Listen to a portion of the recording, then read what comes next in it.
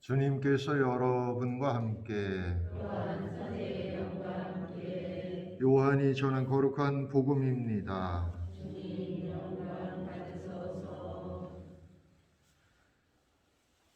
그때 예수님께서 갈릴리 호수 곧 티베리아스 호수 건너편으로 가셨는데 많은 군중이 그분을 따라갔다.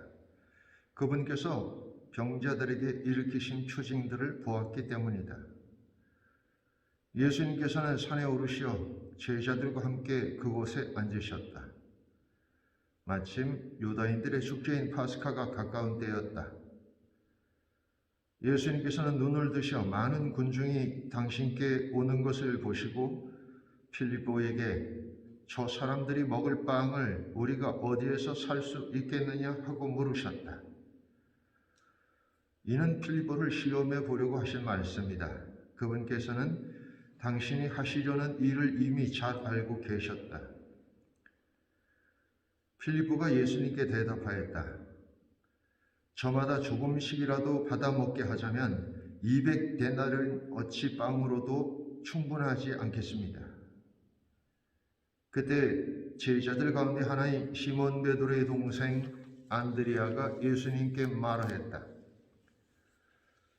여기 보리빵 5개와 물고기 2마리를 가진 아이가 있습니다만 저렇게 많은 사람에게 이것이 무슨 소용이 있겠습니까?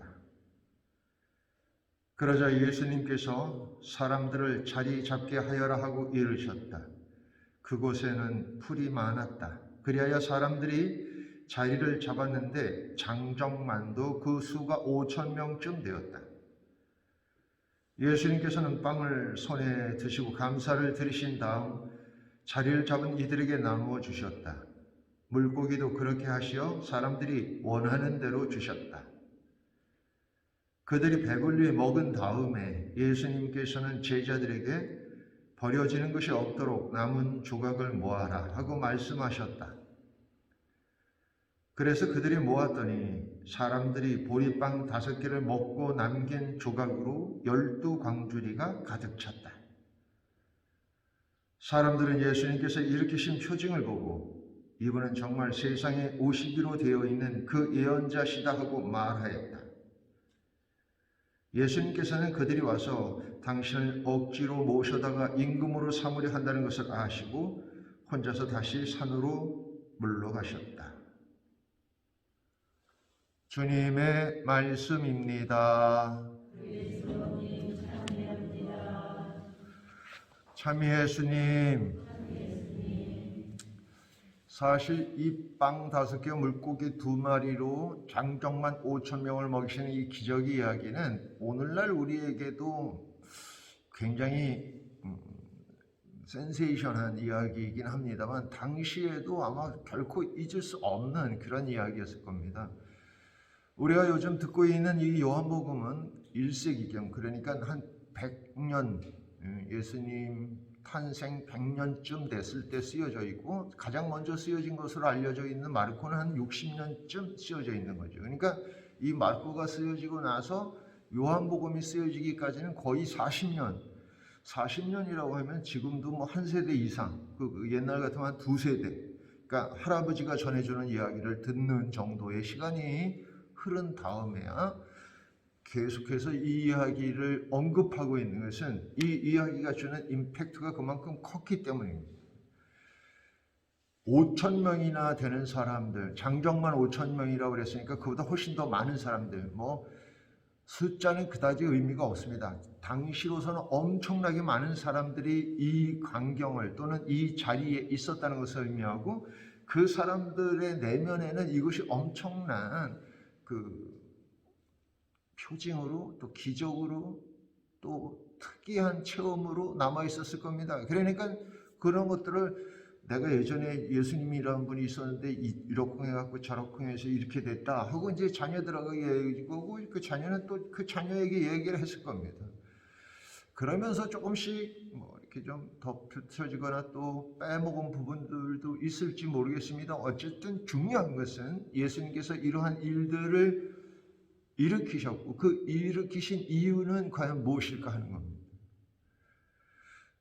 사실 인류는 오늘날처럼 잘 먹고 잘 사는 시대에는 별로 없었습니다. 물론 뭐 옛날에도 뭐 이렇게 귀족이라든가 뭐 양반이라든가 기득권의 한 10% 정도는 잘 먹고 잘 살았겠지. 근데 대부분의 나머지 사람들은 정말 다 그저 그냥 이렇게 먹고 살았고, 우리나라만 해더라도 지금으로부터 한 100년, 150년, 뭐 여기 계신 우리 저 어르신들도 아주 어렸을 때 이렇게 봄이면 먹을 게 없어서 뭐 이렇게 그 죽 써서 먹고 뭐 이렇게 초근목피라고 그러죠. 그런 것들로 연명하던 그런 것들이 기억이 날 겁니다. 그러니까 사실 인류에게 있어서는 잘 먹고 잘 사는 일이 최대의 숙제였고 그랬는데, 이제 예수님이 오셔서 겨우 빵 5개와 물고기 2마리로 엄청나게 많은 사람들을 먹이는 그런 이적을 일으키신 거죠. 그러니까 우리는 예수님을 통해서 우리가 근심하고 걱정해야 할 것은 먹고 마시고 입고 뭐 이렇게 살고 뭐 그러는 것이 아니라 하느님의 뜻을 찾는 일이라는 것을 보여주고 있습니다. 예수님께서 유혹을 받으신 이야기도 뭐 다른 데서는 뭐 구체적으로 안 나오고 있습니다만, 마태복음에 의하면 예수님께서 유혹을 3가지 유혹을 당하는데 그 첫 번째 유혹이 뭡니까? 바로 먹는 유혹입니다. 40일간 이제 굶주렸으니까 사탄이 나타나서 예수님께 이 돌더러 빵이 되게 해봐라. 네가 하느님의 아들이거든. 그렇게 할 수 있지 않냐? 예, 물론 할 수 있죠. 그러나 예수님께서는 그에게 뭐라 그래요? 사람이 그렇게 중얼거렸다고?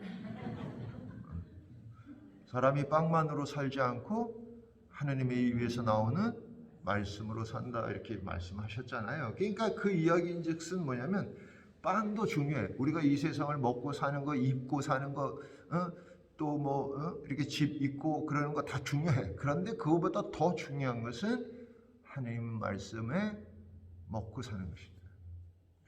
그러니까 예수님께서는 당신을 따르는 사람들은 그 모든 것들로부터 좀 더 자유로워지기 원하지 않았나 하는 것들을 한 가지 생각해 볼 수 있고요. 더 다른 한 가지는, 항상 제가 이 빵 5개와 물고기 2마리 이야기를 할 때마다 그런 얘기를 하는데, 이 이적이 일어나는 데 있어서, 이 표징이 일어나는 데 있어서 중요한 역할을 한 사람이 있어요. 그것이 빵 5개와 물고기 2마리를 가진 아이입니다. 이 아이가 그것을 기꺼이 예수님께 봉헌했기 때문에 예수님께서 그것을 많은 사람들에게 이렇게 나눠주는 기적을 일으킬 수 있었던 거죠. 물론 이 어린아이에게 있어서 빵 5개와 물고기 2마리는 굉장히 많은 양일 수도 있어요. 그런데 그 어린아이가 혼자 예수님을 따라왔을 리는 없고 아마 자기 부모나 뭐 형제하고 같이 왔을 겁니다. 그런데 예수님께서 음식 걱정을 하시니까 즉시 자기가 있었던 걸 가져다가 확 주는 거예요. 엄마한테 아마 뒤통수 맞았을지도 모릅니다. 이게 그 우리가 먹을 건데 이렇게 맞았을지도 모르지만, 그럼에도 불구하고 이 아이는 기꺼이 그것을 예수님께 이렇게 갖다 바치는 거죠. 여러분들은 어떻습니까? 사실 저는 그런 생각이 들어요. 우리 천주교 신자들이 뭐 교목금도 내고 헌금도 내고 뭐 그래도 많이 이렇게 봉헌합니다만, 우리 천주교 신자들 머릿속에는 항상 내가 쓰고 남으면 내는 것 같은 느낌이 들어요. 여기 있는 분들은 안 그런가? 안 그런 척하고 쳐다보는데, 실제로 사실 우리 것은 존재하지 않을 수 있습니다. 그렇잖아요? 우리가 이 세상에 태어날 때 뭘 갖고 태어났습니까? 그냥 손가락 5개 뿐이었는데도 불구하고 마치 내가 뭔가를 해서 다 얻은 것처럼 그렇게 생각하니까 항상 하느님은 뒷전이 되는 거죠. 이 빵 5개와 물고기 2마리로 5,000명을 먹이실 때 우리는 과연 이 어린아이 것처럼 기꺼이 자신들이 먹을 음식인데 그것을 예수님께 이렇게 봉헌할 수 있었을 것인가를 이 이적의, 이 표징의 이야기를 들으면서 한 번쯤은 반성해 봐야 하지 않나 생각이 들고, 3번째로는 사실은 이 예수님이 어떠신 분인지를 보여주는 오늘 이제 요한복음도 표현하듯이 표징입니다. 사인이에요. 사인. 그러니까 예수님께서는 이 빵 5개와 물고기 2마리를 통해서 성체성사를 미리 이렇게 보여주시는 겁니다. 그러니까 우리는 성체성사라고 하는 아주 그냥 보잘것없는 빵 하나이지만 그것이 우리 자신을 변화시키고 바꾸고 우리를 신성애로 나아가도록 해준다는 것을 이 이야기가 미리 이렇게 사인같이 보여주고 있는 거죠. 오늘 이 빵 5개 물고기 2마리를 여러분들이 마음속에 새기고 살아가는 하루가 되기를 바랍니다.